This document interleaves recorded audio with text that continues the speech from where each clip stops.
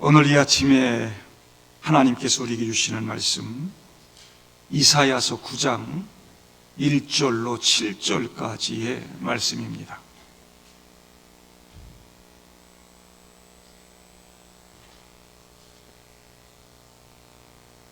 이사야서 9장 1절부터 7절까지입니다.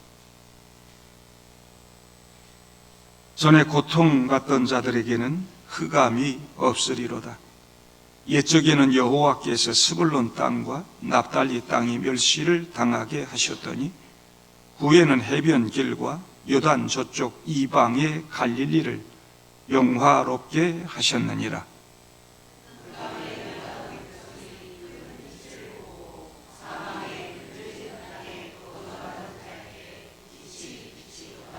주께서 이 나라를 창성하게 하시며 그 즐거움을 더하게 하셨으므로 휴소하는 즐거움과 탈취물을 나눌 때 즐거움같이 그들이 주 앞에서 즐거워하오니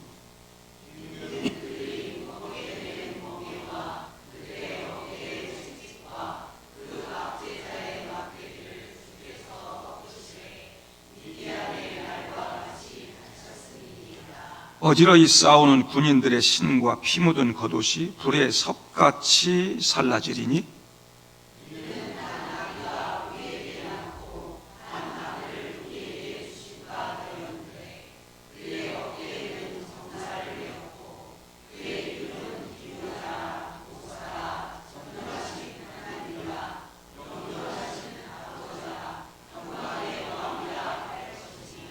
같이요 그 정사와 평강의 더함이 무궁하며 또 다윗의 왕자와 그의 나라에 군림하여 그 나라를 굳게 세우고 지금 이후로 영원히 정의와 공의로 그것을 보존하실 것이라.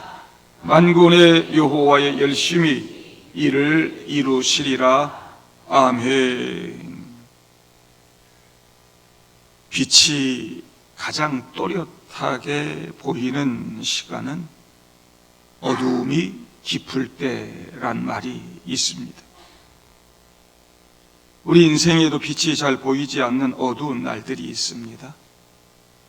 기도해도 응답이 더딜 때, 문제가 해결될 기미가 보이지 않을 때, 삶의 터널이 끝나지 않을 때 우리들은 이렇게 말합니다. 하나님, 도대체 언제쯤 이 어둠이 끝날까요? 성탄절은 기쁨의 날로 여겨지지만 성경이 말하는 성탄의 시작은 깊은 어둠 속에서 시작되었습니다. 마리아와 요셉은 정치적 혼란 속에 있었고 베들레헴을 비롯한 예루살렘 유다 나라는 로마의 압제 아래 있었고 유다 백성은 400년 동안 하나님의 음성을 듣지 못했습니다.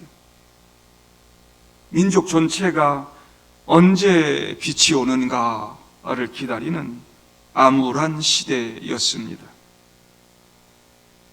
그렇게 그들이 가장 깊은 어두움에 있을 때 하나님은 예언자를 통해 말씀하시는 겁니다.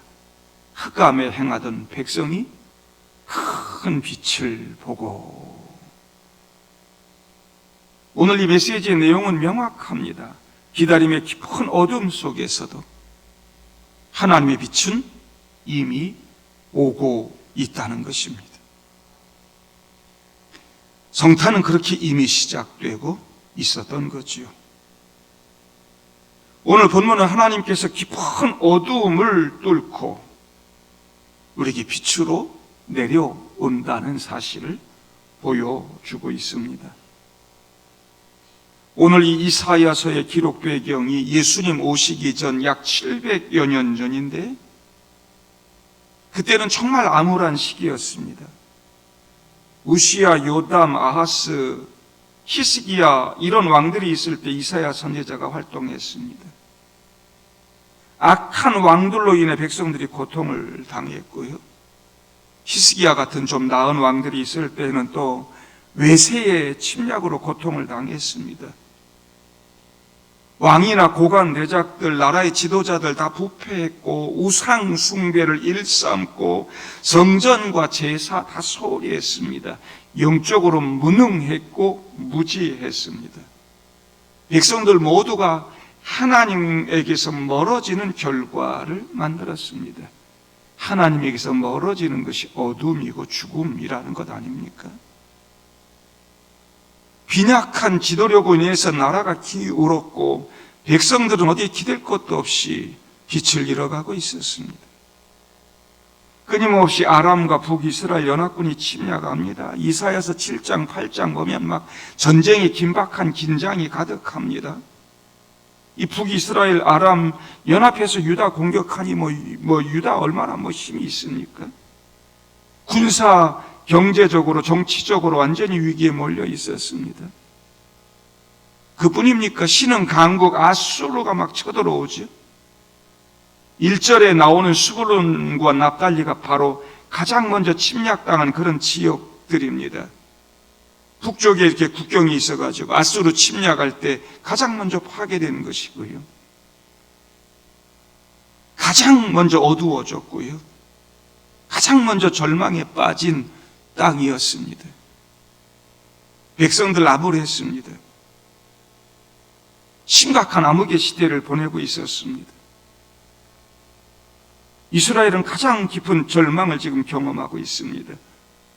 이스라엘 나라는 무너지고 있었고 백성들에게는 정말 희망이 필요했습니다. 이때 하나님께서 이사야 선지자를 보내 언약을 다시 상기시켜 주시고 그들에게 다시금 희망을 주고 계시는 내용이 오늘 말씀인 것입니다. 1절부터 보면 전에 고통받던 자들에게는 흑암이 없으리로다. 옛적에는 여호와께서 스불론 땅과 납달리 땅에 멸시를 당하게 하셨더니 후에는 해변길과 요단 저쪽 이방의 갈릴리를 영화롭게 하셨느니라 그럽니다. 스불론과 납달리, 이방인 나라 취급받는 이 갈릴리, 하나님은 놀랍게도 빛이 가장 먼저 비칠 곳으로 이 지역을 지목하고 계십니다. 아수르 사람들과 와서 막 혼혈인도 생기고 이방인도 들어와 살고 막 그런 지역들입니다. 유다 사람들이 그러면 좀 감싸주고 불쌍히 여겨주고 그래야 되는데 우리나라도 그랬잖아요. 예? 혼혈인들 막 조롱하고 옛날 시대에도 저 오랑캐들에게 끌려갔다 오면 얼마나 멸시하고 그랬습니까? 다 자기들이 잘못해서 아내가 딸이 다 그렇게 끌려갔다 온 거 아닙니까? 그러면 품고 치유해주고 이래야 되는데 이스라엘도 이런 지역들을 다 막 그랬어요. 이방의 땅이라고 막 이러잖아요. 스불론과 납달리, 갈릴리 이런 가장 어두운 땅에 빛이 비칠 것이다.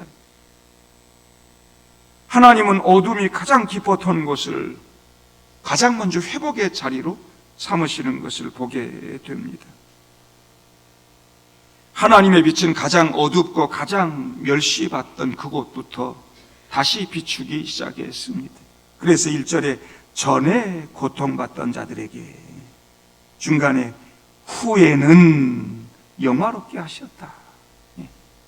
전에 고통받는 자, 절망과 좌절 가운데 있는 자를 하나님이 먼저 초대하고 회복하고 영화롭게 하신다. 지금까지 고통 가운데 있는 여러분들을 우리 주님께서 영화롭게 해주실 줄로 믿습니다. 빛을 비춰주실 줄로 믿습니다. 하나님은 가장 어두운 곳에 먼저 빛을 주신다. 흑암에 행하던 백성이 큰 빛을 보고 사망의 그늘진 땅에 거주하던 자에게 빛이 비치도다. 흑암에 행하던 백성이 큰 빛을 보고, 이 빛이라고 하는 단어가 하나님의 구원을 상징하는 단어인 것이죠. 빛은 어두운 고통의 현실을 뚫고 그들에게 내려옵니다. 이사야 선지자는 전쟁, 절망, 빈곤, 압제, 영적인 혼란을 지금 직시하고 있습니다. 전쟁과 절망과 고통의 자리, 사망의 그늘진 자리에 하나님의 큰 빛이 비치고 있습니다. 하나님은 그렇게 우리의 고통과 멸시와 죽음이 있는 자리로 내려오신다는 겁니다. 빛은 어둠 속에서 잘 보이는 법입니다. 어둠이 깊을수록 빛이 더 선명해집니다. 우리의 실패, 우리의 상실, 우리의 질병, 우리의 좌절, 우리의 슬픔, 그 모든 현실들은 때로 빛을 더 잘 보기 위한 배경이 될 때가 많습니다. 스불론, 납달리, 이 갈릴리 지역에 찾아온 빛이 그렇습니다. 이스라엘 전체가 고통받았지만 이렇게 가장 먼저 무너지고 멸시받는 그런 곳이 이렇게 먼저 회복됐다고 하는 것이지요. 하나님의 빛이 그 땅에 임했습니다. 하나님은 지금도 마찬가지입니다.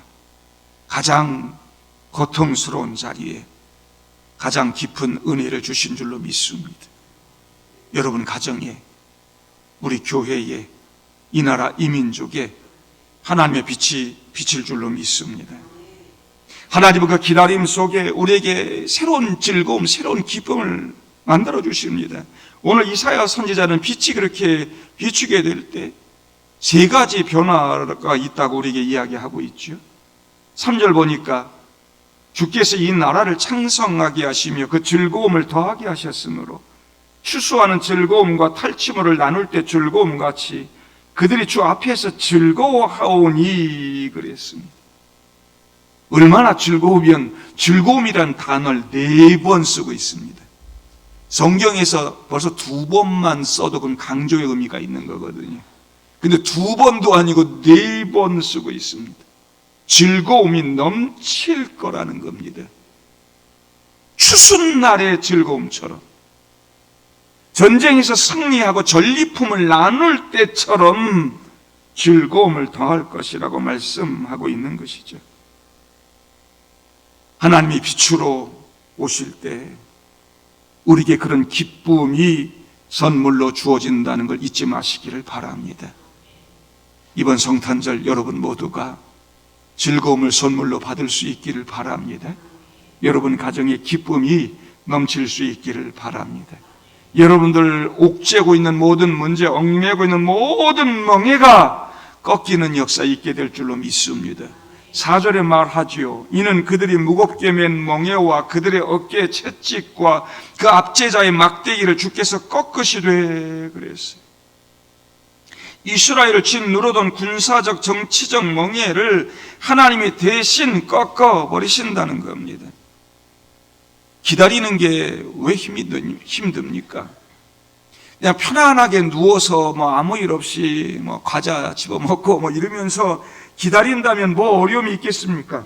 하나도 부족한 것이 없고 날마다 모든 것들이 공급되고 채워지고 편안하면 기다릴만 하죠.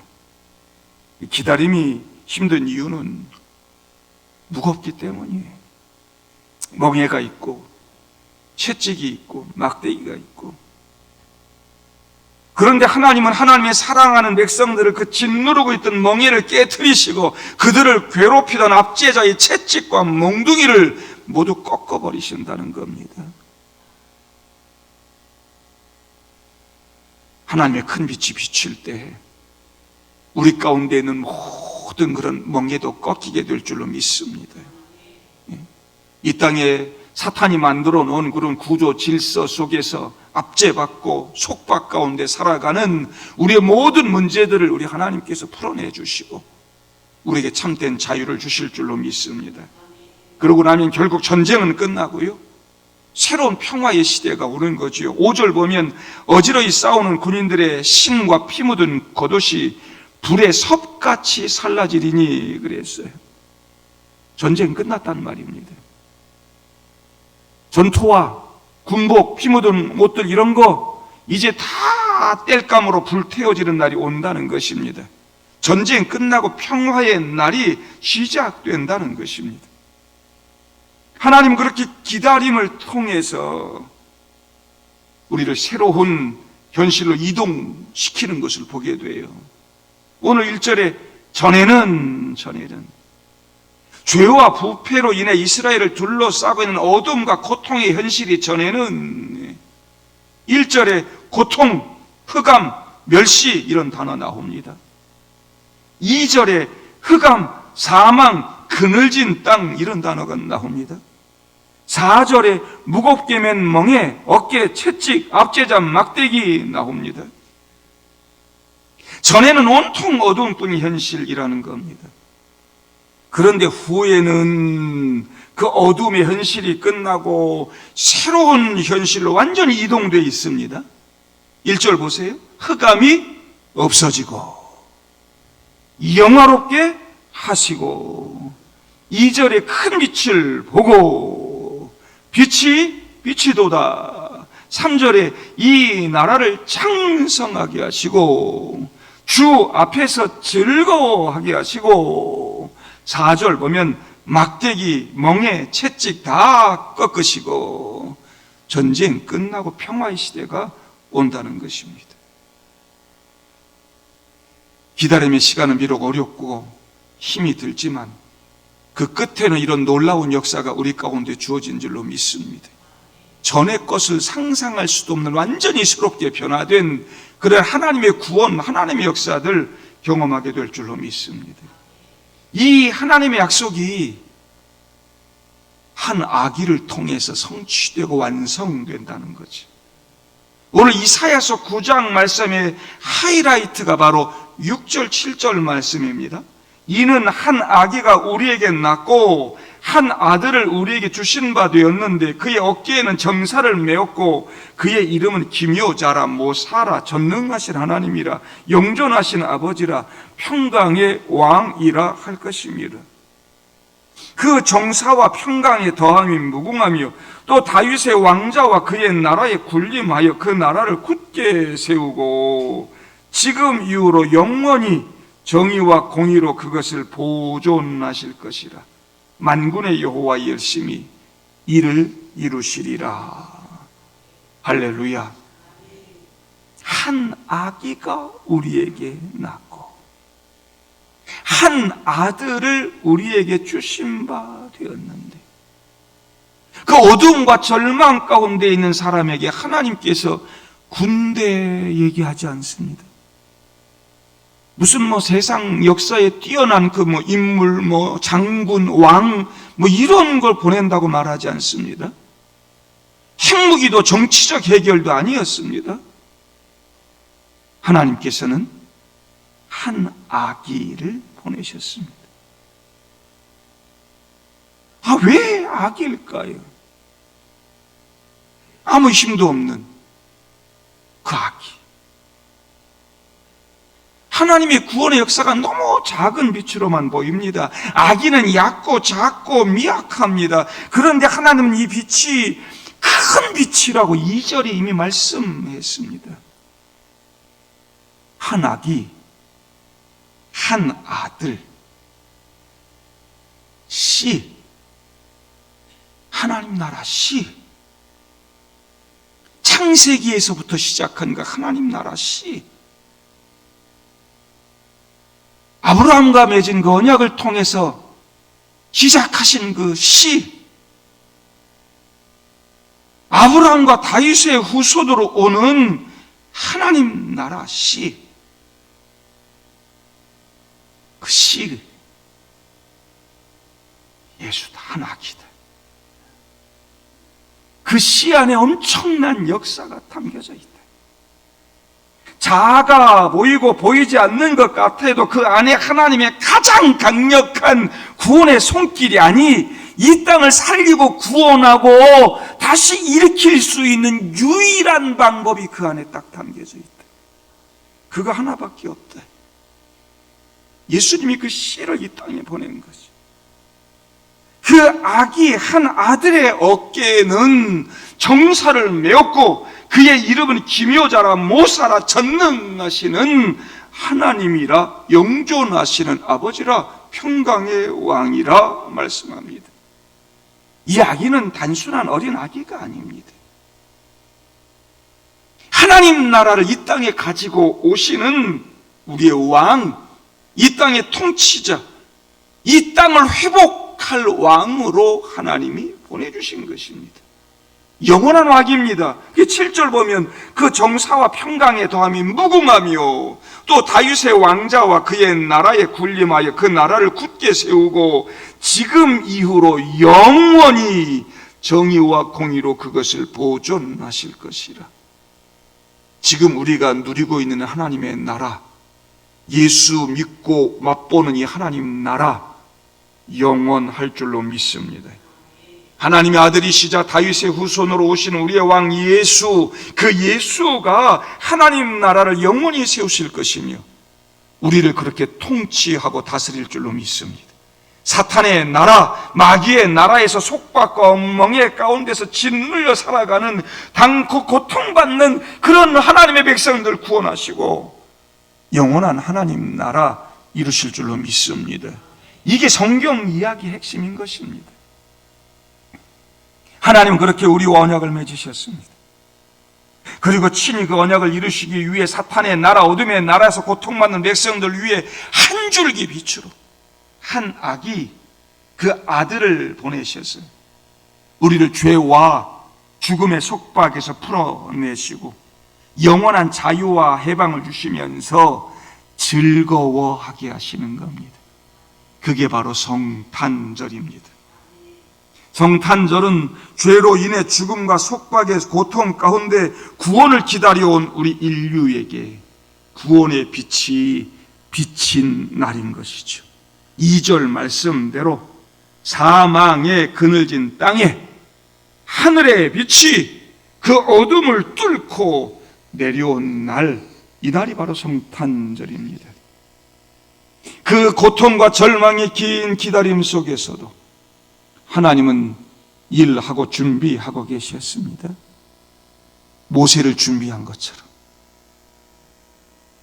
예수를 준비하고 십자가를 준비하고 죽음을 준비하고 부활을 준비하고 영원한 생명을 준비하시는 만군의 여호와 열심히 일을 이루시리라.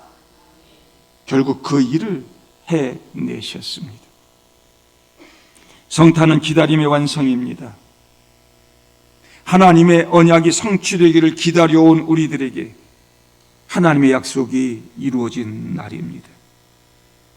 이사야서의 이 예언의 말씀이 수백 년의 기다림 끝에 이스라엘 베들레헴에서 아기 예수의 나심으로 성취되고 갈릴리와 유대 땅 예루살렘의 십자가 위에서 완성되지만 사실 이 기다림은 그 긴 인류 역사의 기다림이었고 그 기다림의 결과로 아기 예수가 이 땅의 구원의 큰 빛으로 오신 것입니다. 지금 여러분들의 가장 어두운 영역, 그늘진 땅은 어디입니까? 여러분 가정과 교회와 이 나라, 이 민족 가운데 그늘진 그 땅이 어디일까?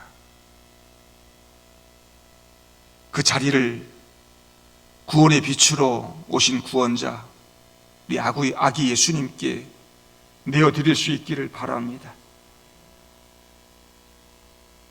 하나님께서 그 어둠의 자리, 가장 힘들고 고통스러운 그 자리를 즐거움의 자리로 바꾸어 주실 줄로 믿습니다.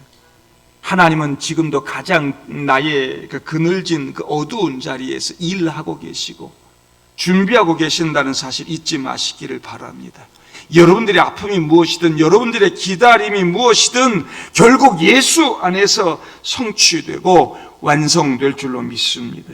여호와의 열심히 일을 이루시리라. 로마서 8장 31절 32절 그런즉 이 일에 대하여 우리가 무슨 말하리요? 만일 하나님이 우리를 위하시면 누가 우리를 대적하리요?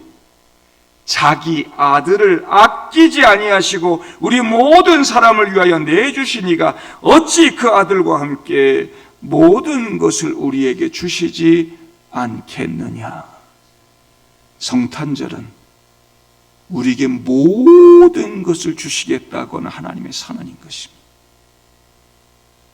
아기 예수를 우리에게 구원자로 보내준 하나님은 저와 여러분들에게 모든 것 더해 주실 줄로 믿습니다.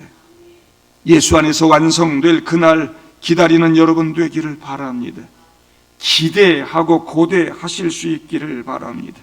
이 세상은 깨진 마음과 영혼들 고칠 수 있는 그 권세가 필요합니다. 끊임없이 갈등하고 싸우고 전쟁하는 이 땅 고칠 수 있는 권세가 필요하죠. 우리 스스로 힘으로는 고칠 수 없습니다. 우린 여전히 상처받고 억눌리고 고통 가운데 살아갑니다. 하나님과 분리된 삶은 그렇게 깨질 수밖에 없고 갈등할 수밖에 없습니다. 그걸 회복할 수 있는 권세, 그걸 끝낼 수 있는 권세, 하늘과 땅을 연결하는 권세, 하나님과 분리된 우리를 하나님과 연결시키는 권세, 그 권세는 예수밖에 없는 줄로 믿습니다. 기묘라 모사라 지혜자란 말입니다. 훌륭한 상담자란 말입니다. 능력의 보혜사란 말입니다. 전능하신 왕이 됩니다. 사탄이 만들어 놓은 구조 속에 함몰되어 영적으로 병들고 사탄에 매여 어둠 속에 사는 이 세상 사람들에게 구원의 빛이 필요합니다. 그게 바로 우리 아기 예수님, 우리 주님인 것입니다. 이 세상에 이 땅을 고칠 수 있는 그 권세, 지금 절실히 필요한 때입니다. 우리 교회에도 그런 권세가 필요합니다. 우리 힘으로 안 됩니다. 여러분의 마음을 고칠 수 있는 권세도 필요합니다. 예수 아니면 이 모든 것들이 고치고 회복되어지지 않습니다. 예수가 이 땅에 빛으로 오셨습니다. 아무리 어둠이 그냥 짙고 막 깊고 막 그래도 어둠은 빛을 이길 수 없습니다. 오늘 7절 말씀을 잊지 마십시오. 만군의 여호와의 열심히 이를 이루시리라. 우리가 긴 그 흑암 속에서도 기다림을 견딜 수 있는 이유는 단 하나입니다. 하나님께서 지금도 일하고 계시기 때문입니다. 하나님은 기다리는 지금 이 시간에도 멈추지 않고 열심히 일하고 계십니다. 빛이 보이지 않아도, 상황이 바뀌지 않아도, 기도가 오래 걸려도 하나님은 어둠 속에서 이미 길을 내고 계시고 있다는 거 잊지 마시기를 바랍니다. 사망의 그늘진 땅에 거주하던 자에게 빛이 비치도다. 작은 빛에도 희망을 잃지 마십시오. 그 작은 빛이 어둠을 물리칩니다. 한 아기가, 한 아들이 어둠을 물리치고 온 인류를 구원했다는 거 잊지 마십시오. 지금 당장 큰 변화가 없어도, 하나님께서 보여주신 그 응답이 너무 작아 보여도, 내게 주신 위로가 별거 아닌 것 같아도 하나님의 은혜를 바라보시기를 바랍니다. 그게 내 어둠을 몰아내는 큰 빛이 되는 줄로 믿습니다. 성탄은 한 아기로부터 시작됐다는 거 잊지 마십시오. 그 아기가 온 인류를 구원하고 지금도 이 땅을 통치하고 다스린다는 거 잊지 마시기를 바랍니다. 2차 세계대전 때 1940년 그 겨울에 독일군의 공습으로 런던 전역이 폐허가 됐습니다. 블리츠 대공습이라고 불립니다. 영화도 있습니다. 블리츠 대공습. 흔적도 없이 무너진 건물 사이를 수색하던 연합군 병사가 폐허 속에 있는 교회에서 한 구절의 낙서를 발견했습니다. 빛은 어둠이 깊을수록 더 밝게 보인다. 폭격에 완전히 무너진 예배당이었습니다. 그때 그 블리츠대 공습의 폐허가 된 그 지역에서 태어난 아이들을 블리츠 베이비라고 부릅니다. 2차 세계대전 후에 영국 교회의 부흥을 이끌고 영국을 다시 재건하는 세대가 되었습니다. 그 깊은 어두움 속에서도 하나님은 다음 세대의 빛을 이미 그렇게 우리에게 보내주셨던 것이지요. 우리에게도 그런 빛이 비추이는 줄로 믿습니다. 성도 여러분, 성탄은 단순한 기념일이 아닙니다. 성탄은 빛이 어둠을 이겼다고 하는 하나님의 역사 선언입니다. 그늘진 자리에 살아가는 오늘 우리의 삶에도 그 빛이 비추이기를 소망합니다. 하나님의 열심히 우리의 다음을 준비하고 계시는 줄로 믿습니다. 하나님이 친히 육신의 옷을 입고 아기 예수로 이 땅에 내려와 하늘과 땅을 연결했다고 하는 것, 하나님이 처음 만들었던 그 하나님 나라를 그렇게 회복하셨다고 하는 것, 우리가 바로 그 하나님 나라를 누리고 있다고 하는 것, 여러분들의 고통이 있다면, 문제가 있다면, 긴 기다림의 그런 문제들이 있다면 이번 성탄절에 예수님과 연결 한번 하실 수 있기를 바라요. 하늘의 빛이 어두운 이 땅을 꿰뚫고 내려와서 하늘과 땅을 연결한 것처럼 나의 가장 그 어두운 곳에 빛이신 예수가 꿰뚫고 들어와서 그 예수가 내 삶에 연결되게 하라. 성탄절 날마다 보내면 뭐합니까? 한 아기로, 한 아들로 오신 예수가 내가 연결돼서 그분의 통치를 받지 못한다면 결국 성탄절 날마다 보내봐야 소용없는 것이죠. 구원의 큰 빛인 예수가 여러분들의 어두움을 뚫고 여러분 마음으로, 여러분 삶으로, 여러분 가정으로 들어가실 수 있기를 바랍니다. 주님이 왕이 되어 여러분들 다스려 주실 줄로 믿습니다. 기다림이 길어질수록 하나님의 열심히 이루신다는 사실도 붙들고 확신하십시오. 오늘 이 언약의 말씀이 바로 아기 예수의 나심으로 완성되고 성취됐다는 거 잊지 마시기를 바랍니다. 반드시 될 줄로 믿습니다. 여호와의 열심히 이루실 줄로 믿습니다. 예수 없는 기다림은 절망이지만 예수 안에 기다리면 생명과 희망이 되고 구원의 빛이 되는 줄로 믿습니다. 예수 안에서 하나님의 놀라운 은혜를 경험하고 행복한 인생 만들어가는 여러분들 다 될 수 있기를 주님의 이름으로 축복합니다. 함께 기도하시죠.